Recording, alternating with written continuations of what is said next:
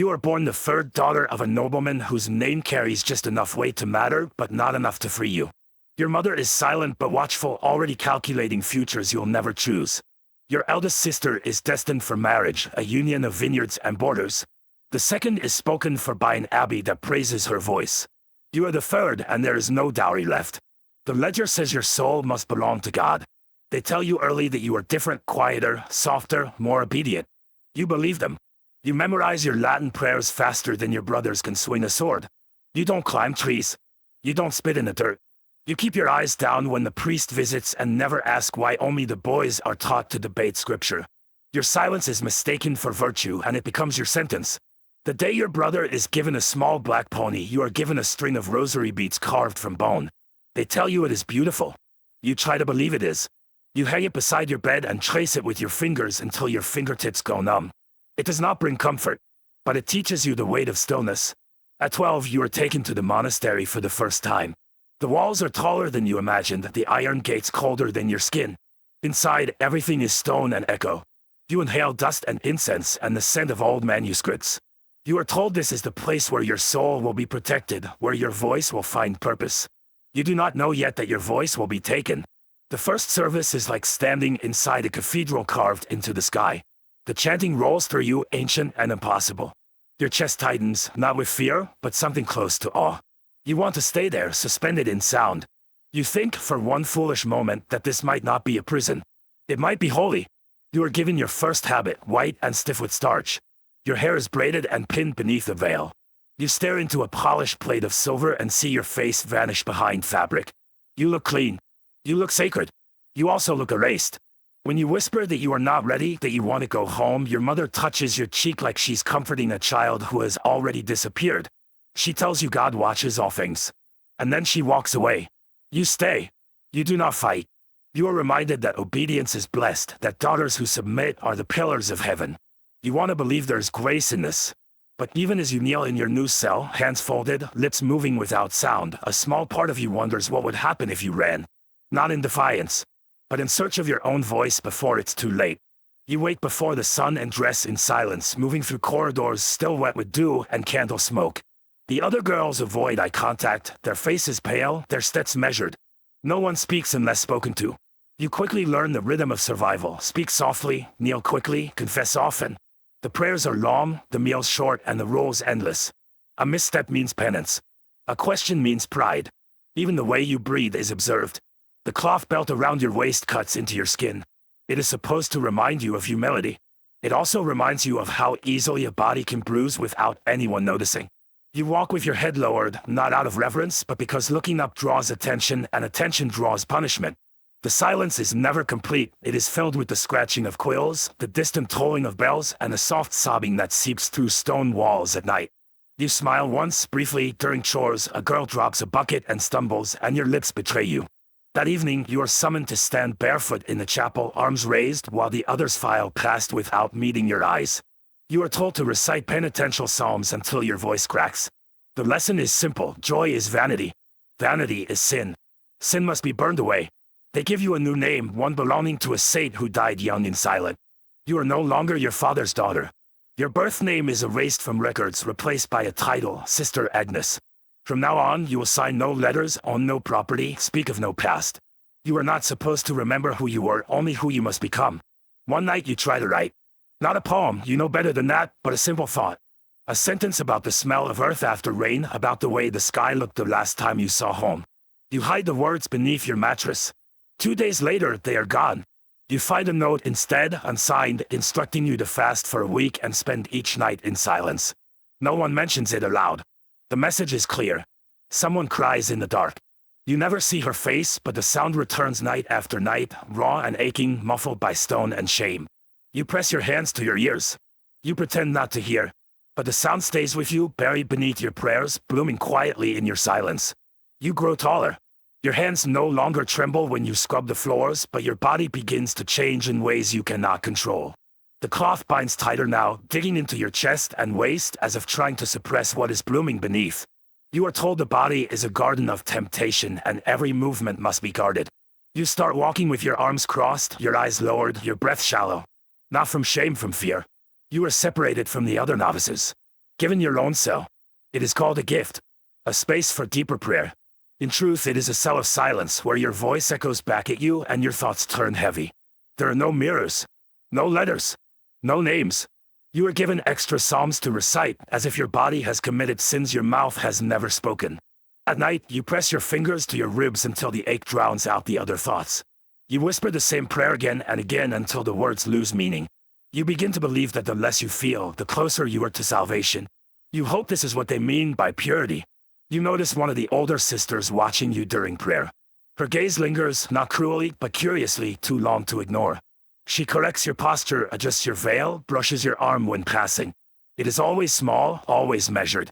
You flinch. You begin to dread her presence more than the silence.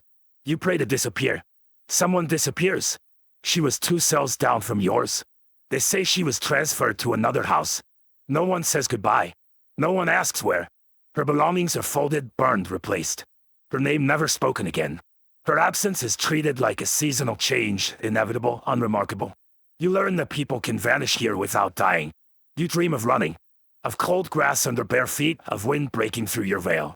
But when you wake, you are still wrapped in white linen, still breathing incense and wax, still within walls older than your country. You rise before dawn. You clean your knees with salt water. You begin the next prayer. And the one after. And the one after that. You find the book by accident. Tucked behind a cracked hymnal, its spine worn smooth by hands long gone. The Latin is difficult, but not impossible. You read it by stolen candlelight, fingers trembling as if touching something forbidden. It is the writing of a woman, a saint, they claim, who speaks not of triumph but of doubt. Of nights without answers. A feeling abandoned by the very God she was told to belong to. Her words do not echo the rules. They echo your thoughts. You begin to copy fragments onto scraps of cloth torn from the hem of your underdress. Not to preserve them, to keep them near. Each line you stitch is a prayer, not to heaven, but to memory. You hide the pieces beneath your mattress, between the pages of your dictated scripture, behind loose stones in the wall. You do not plan to share them. They are not rebellion. They are proof that someone else felt the same weight and did not vanish. The cloth disappears. One morning your mattress is thinner. Your scripture book is realigned. The stone does not sit the same. No one says anything. But that night you are summoned. Not by voice, a knock, and then silence. You follow barefoot through cold corridors to a chamber with no windows. The walls drip with condensation. You are told to kneel. They do not scream. They do not strike. Instead, they recite your faults slowly, like scripture: pride, disobedience, attachment to the material, curiosity. You do not deny them. There is no point. You are told to remain in prayer for 3 days. Without food. Without interruption. Without movement. The cold seeps into your knees until pain becomes a background hum. Your skin cracks. Your lips bleed. You continue to whisper until the words dissolve into noise. When you are released, the air outside burns your lungs. The sunlight feels like punishment. You do not speak. They say nothing. You are reassigned. No more library. No more transcription. You will now clean floors. Your hands become raw with lye. You stop dreaming of ink. You stop looking for loose stones. A new girl arrives. You recognize the light in her eyes, the kind you once had. She smiles during evening prayers. She hums as she cleans. You watch her from across the cloister, and for a moment, something inside you stirs. A memory. A warning. You turn away before she can catch your gaze. You do not speak to her. You cannot bear to witness the hope leave her face, the way it once left yours. You are 18 when the offer is made. Not with ceremony, not with joy, just a folded piece of parchment placed beside your bread at breakfast. Final vows. A life sealed in silence, obedience, and enclosure. No return to the world. No name beyond the one they gave you. No future outside these walls. You stare at the parchment without touching it. It feels heavier than any blade. They give you 1 night. Time to reflect, they say. Time to speak with God.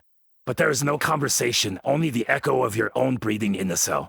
You press your forehead to the stone floor and ask questions you are no longer sure how to shape. What does it mean to belong to a life you never chose? What does it cost to live without yourself? You think of your father, of the ink on the paper that gave you away. He had smiled when he signed, not out of cruelty, but relief. 1 less mouth, 1 more soul secured. You remember his hand on your head, heavy and distant. You wonder if he still remembers your birth name. You wonder if he ever used it again. At dawn, you walk into the chapel, the parchment clutched in both hands. The others are gathered. Candles lit. Air thick with incense. The priest begins. You kneel.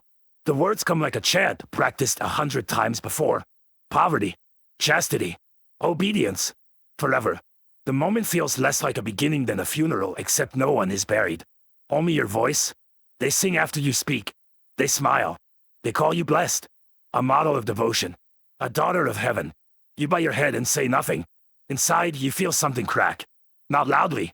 Just enough to know that whatever was soft inside you has gone quiet. The days that follow are quieter than ever. You are no longer a novice.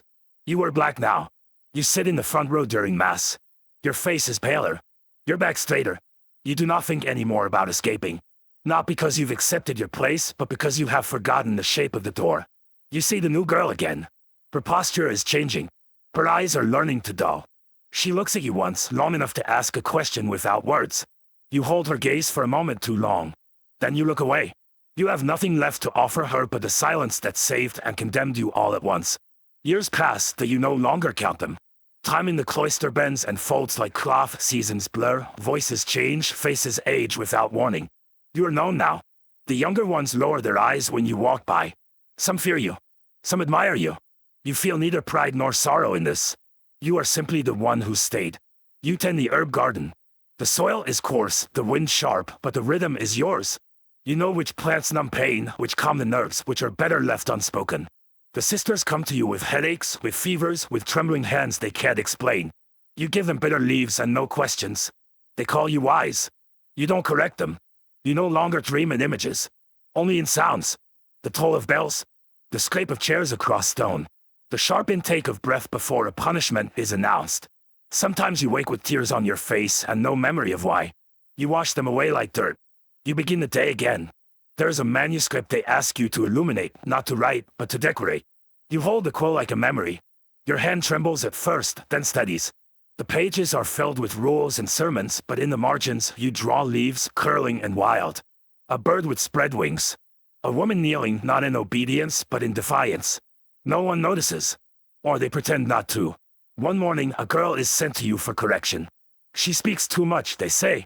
She asks too many questions. She reminds you of yourself before you learn to vanish properly. She kneels as you speak. You place your hand on her shoulder, not harshly, not gently. You do not tell her to be silent. You tell her to listen, not to the rules, but to the sound of her own heart. Whether she understands, you do not know. When you are alone again, you take out a scrap of fabric from your old habit, long hidden in the lining of your mattress. You stitch words that once fragments of a woman's voice, long dead. You run your fingers over the faded letters. They no longer burn. They simply exist like roots beneath the ground, unseen but alive. You have not escaped. You have not rebelled. But you are still here. And in this place where names are erased and voices are quieted, the simple act of remaining whole feels like resistance. You whisper one last prayer, not for yourself, but for the girl with fire in her eyes, and for all those who will follow her, carrying pieces of you where your name was supposed to be. They will say you chose this life. That you were called. That your silence was holiness, your stillness devotion. They will write your name in letters, not as a person, but as a vow. They will know your years of service, your obedience, your usefulness. They will not speak of the bruises hidden beneath your habit, the thoughts you buried with each breath, the hunger that had nothing to do with food.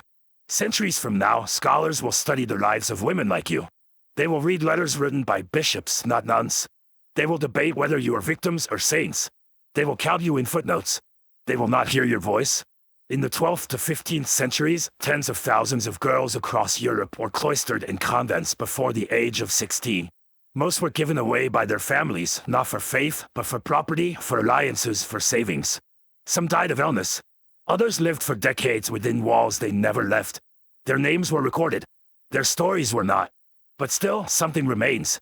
In the margins of prayer books. In the uneven stitching of robes.